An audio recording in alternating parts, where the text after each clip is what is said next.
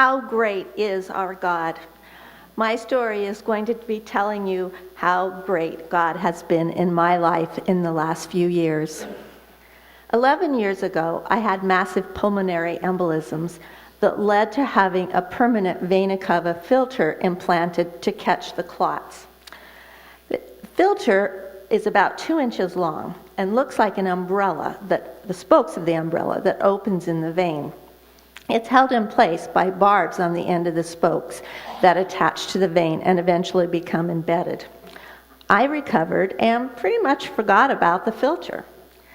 Over 3 years ago, I began to have stomach pains. I was diagnosed and treated for a variety of stomach problems, but still the pain persisted and increased. Finally, last December, my doctor sent me back to the gastroenterologist for more tests, but he could find no cause for the pain. During this time, the last 3 years, God had led me to lead a Lenten Bible study. 9 of us decided to continue on and become a life group. We have become very close sisters in Christ, studying and praying together, and I couldn't have gotten through this without them. The women in the women's Bible study have been supportive too. My family doctor, a Christian, has also prayed and supported me during this time.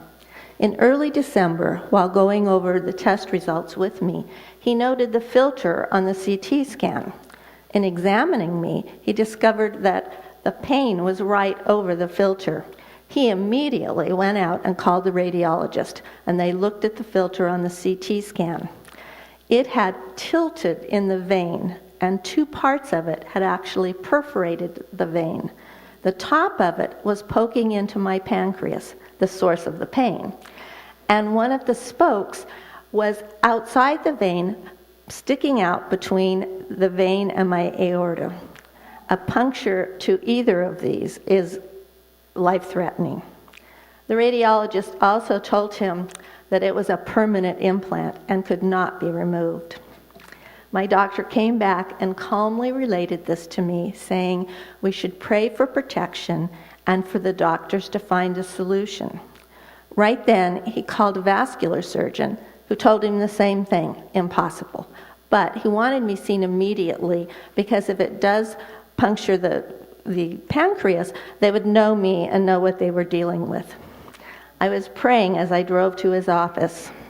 I was seen by his partner, who coldly said, "It's impossible. It cannot be removed. You'll just have to live with the pain, and we'll CT it in 3 months and see how much it's moved."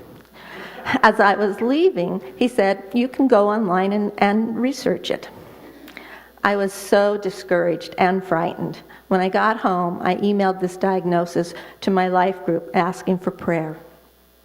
The next morning, I went online, and almost immediately, God led me to a 1-page summary of a preliminary study done by a doctor at Stanford who had successfully removed 2 greenfield vena cava filters exactly like mine. I had hope. Nothing is impossible for God. He had removed the first one just last April, and the study was only published in June. I see God's timing in this because if I had been diagnosed sooner, there would have been no hope. Our God is so awesome and so great. I took this information to my doctor, and he said he would call the doctor at Stanford. I shared my situation with others of you at church, and a good friend who is a nurse offered to go with me to Stanford to help with the medical terms. And several others offered to go too. I was spending a lot of time in the Word at this time, studying and praying, and God gave me several verses on waiting and protection until I finally got that I was not waiting for the phone to ring or a doctor to respond, but I was waiting on God for His perfect timing and that He was protecting me. He kept me calm as the pain increased, and I feared that filter would move at any time. The doctors did connect in early January, and the doctor at Stanford agreed to look at my test results. Again, I'm waiting and relying on God. Finally, he said he would do it. We scheduled for early February. Then his office called back and had to reschedule until February 29th, 4 more weeks of waiting. The Stanford Guest House for hospital patients was not available the first week in February, but it was the last week. Again, God's perfect timing. God was in control of all the details. It was evident that as everything came together, I just needed to hold on and let God do it. Help of all kinds was offered. A dear friend and her husband sent me a generous check to help with the expenses. Reluctant to accept it, she said, "Think of it as part of God's plan, because we do." A couple we're close to said my son could stay with them for the week, so I didn't have to worry about him. Finally, after 11 and a half weeks of waiting, I was ready to go. I flew up with my nurse friend, and she took wonderful care of me. And 2 other dear friends drove up to be there to support me. At my pre-op consult, we were told the doctor was out sick, and they didn't know if he'd be able to do the procedure.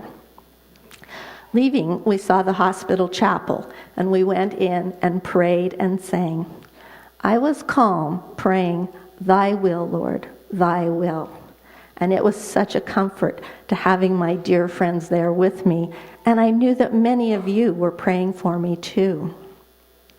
The next morning, as we left for the hospital, God encouraged us with a beautiful rainbow. The doctor was there and able to do the surgery. Expected to take 3 to 4 hours, he was surprised when he got it out in less than 2. That was God's protection over the doctor who had been sick. I'm so grateful that that filter is removed. With God, the impossible became possible. This amazing procedure is done entirely inside the vein, with only a small incision at the jugular vein, so recovery is quite easy. However, several days after the procedure, I began to have stomach pain and a burning pain in my abdomen. I was so discouraged. I'd been so high having that filter removed, and now a different pain. And again, my dear friends are praying and encouraging me. I know that God would not take me only part way on this incredible journey. I know that He is with me, and as I study and pray for complete healing, He is teaching me so much. I've learned to be thankful in the hard times, and I'm so grateful that filter is out. Our God is a God of miracles. I'm grateful for all of you, my church family, who are walking and praying through this journey with me. Thank you.